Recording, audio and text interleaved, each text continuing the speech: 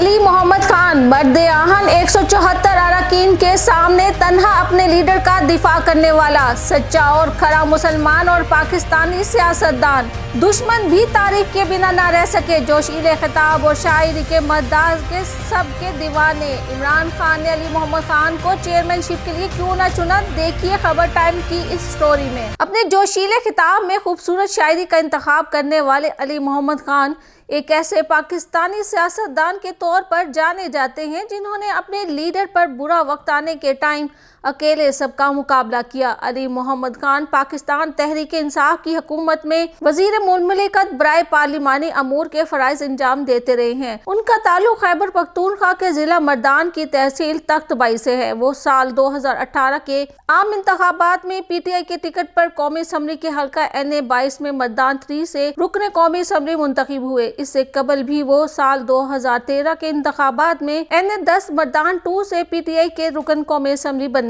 وہ پیشے کے اعتبار سے انجینئر ہیں۔ انہوں نے قانون کی تعلیم بھی حاصل کر رکھی ہے۔ علی محمد خان 30 نومبر 1977 کو KP کے مردان کی پختون فیملی میں پیدا ہوئے۔ وہ ایک پاکستانی سیاستدان ہیں۔ ان کے دادا نے بھی پاکستان کی تحریک میں قائد اعظم کا بہت ساتھ دیا، لیکن ان کے بعد اور علی محمد کے علاوہ ان کے خاندان میں سے کوئی بھی پاکستانی سیاست میں نہیں آیا۔ علی محمد خان سیاست سے قبل وکالت کے شعبے سے وابستہ رہے۔ انہوں نے اپنے اسکول کی تعلیم اپنے آبائی شہر مردان سے مکمل کی اور پشاور یونیورسٹی سے انہوں نے بیچلرز تک تعلیم حاصل کی۔ پنجاب یونیورسٹی سے علی محمد خان نے وکالت کی ڈگری حاصل کی۔ وہ رکن قومی اسمبلی پاکستان تحریک انصاف کے ٹکٹ پر حلقہ NA 10 سے 2013 کے انتخابات میں منتخب ہوئے۔ علی محمد نے 46,531 ووٹ لیے اور جمعیت علماء اسلام کے امیدوار کو شکست دی۔ 2014 میں علی محمد خان پر ایک پولیس اسٹیشن پر حملے کا مقدمہ کیا گیا۔ اس واقعے میں 3 پولیس اہلکاروں کے زخمی ہونے کا دعویٰ کیا گیا تھا۔ مارچ 2022 میں پاکستان تحریک انصاف کے لیڈر عمران خان کے خلاف تحریک عدم اعتماد میں آخر تک خان کے ساتھ کھڑے رہے اور ان کا دفاع کرتے ہوئے سیٹ سے مستعفی ہوئے۔ اسمبلی سے جاتے وقت ان کی مدلل اور جذباتی تقریر نے ان کو باقی تمام PTI ممبران کی نظر میں ایک ہیرو بنا دیا۔ 9 اپریل 2022 کو عمران خان کی حکومت کے رجیم چینج کی وجہ سے عمران خان کے حکم پر اسمبلی سے استعفیٰ دیا۔ نئی حکومت نے ارکان کی تعداد بگڑنے کے ڈر سے کئی ارکان کے استعفے منظور نہیں کیے، تاہم مرحلہ وار منظور کرتے ہوئے 11 ارکان کے استعفے 2 اگست 2022 کو منظور کیے، جن میں سے ایک علی محمد خان بھی تھے۔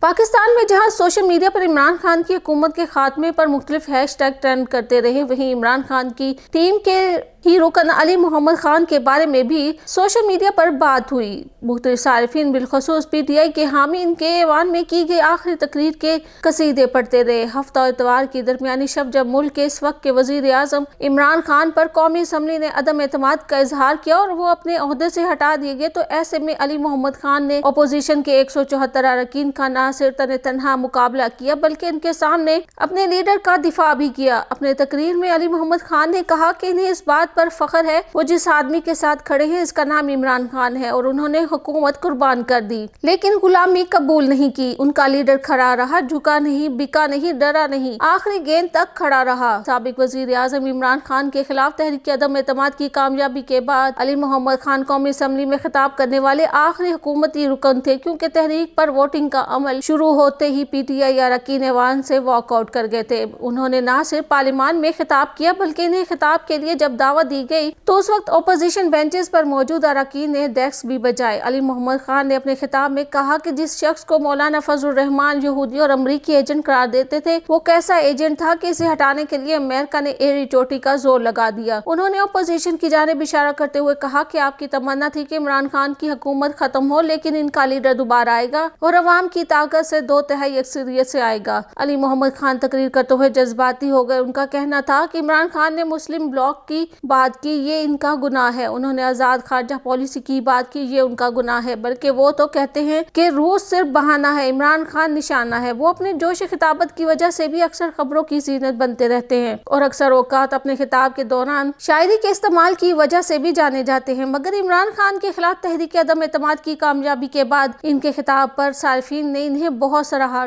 ٹویٹر پر ابو بکر بلال نامی صارف نے لکھا کہ اگر وفاداری کی کوئی شکل ہو تو وہ علی محمد خان ہے۔ فرید خان نامی صارف کا کہنا تھا کہ علی محمد خان نے 174 لوگوں کا اکیلے مقابلہ کیا آدمی ہے۔ اقبال وزیر کا کہنا تھا کہ علی محمد خان کی طرح بنیے 174 لوگ ان پر آوازیں کس رہے تھے، منفی جملے کہے تھے، مگر وہ وہاں کھڑا رہا اور شیر کی طرح ڈٹا رہا اور اپنے لیڈر عمران خان کا دفاع کرتا رہا۔ پاکستان پیپلز پارٹی کے رہنما سینیٹر سید غنی بھی علی محمد خان کی بہادری اور دلیری پر بولے بنا نہ رہ سکے۔ انہوں نے اپنی ٹویٹ میں کہا کہ وہ پی ٹی آئی کے علی محمد خان کی تعریف کرتے ہیں جو کم از کم اسمبلی میں بیٹھے اور کامیاب تحریک عدم اعتماد پر ووٹنگ دیکھی۔ علی محمد خان کی یہی دلیری ان کے سیاسی حریفوں کو بھی اتنی پسند آئی کہ وہ دل سے علی محمد خان کی عزت کرنے پر مجبور ہو گئے۔